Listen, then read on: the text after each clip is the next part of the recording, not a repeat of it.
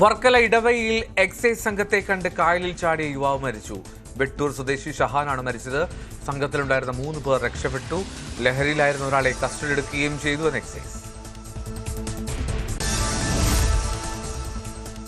തിരുവനന്തപുരം നെയ്യാറ്റിൻകരയിൽ തുണിക്കച്ചവടത്തിന്റെ മറവിൽ MDMA കടത്തിയ അമ്മയും മകനും ഉൾപ്പെടെ 4 അംഗ സംഘം പിടിയിൽ. ഈഞ്ചേക്കൽ സ്വദേശി കിരൺ, അക്ഷയ്, കിരണിന്റെ അമ്മ ബീന, കിരണിന്റെ പെൺസുഹൃത്ത് സന്ധ്യ എന്നിവരെയാണ് കസ്റ്റഡിയിലെടുത്തത്. ഇവരിൽ നിന്ന് 125 ഗ്രാം MDMA കണ്ടെടുത്തു.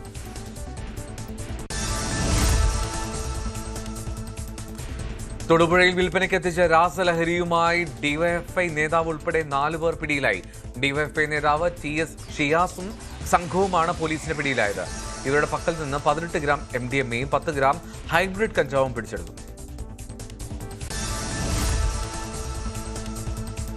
കണ്ണൂർ പിലാത്തറയിൽ സ്വർണ്ണ വ്യാപാരിയെ ആക്രമിച്ച് സ്വർണവും പണവും തട്ടിയെടുത്ത കേസിൽ ഒരാൾ കൂടി പിടിയിൽ.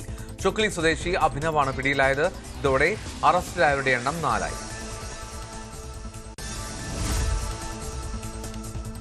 മലപ്പുറം കൊണ്ടോട്ടിയിൽ KSRTC ബസ്സിൽ വിദ്യാർത്ഥിനിയോട് ലൈംഗിക അതിക്രമം നടത്തിയയാൾ പിടിയിൽ.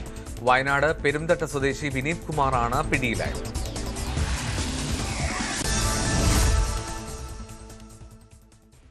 പാലക്കാട് മുണ്ടൂർ ബസ് ശരീരത്തിലൂടെ കയറിയിറങ്ങി വിദ്യാർത്ഥിനി മരിച്ചു.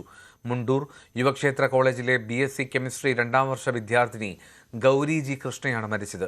കോളേജിലേക്ക് പോകാൻ സ്വകാര്യ ബസ്സിൽ കയറിയ വിദ്യാർത്ഥിനിയുടെ ഷൂ താഴെ വീഴുകയായിരുന്നു. ഇതെടുക്കാൻ വേണ്ടി ഇറങ്ങിയപ്പോഴായിരുന്നു അപകടം.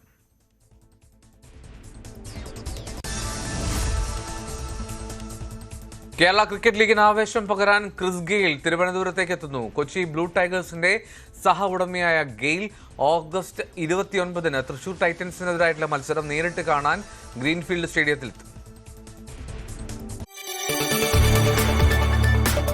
കൂടുതൽ വാർത്തകൾക്ക് News 18 Keralam YouTube channel subscribe ചെയ്യുക.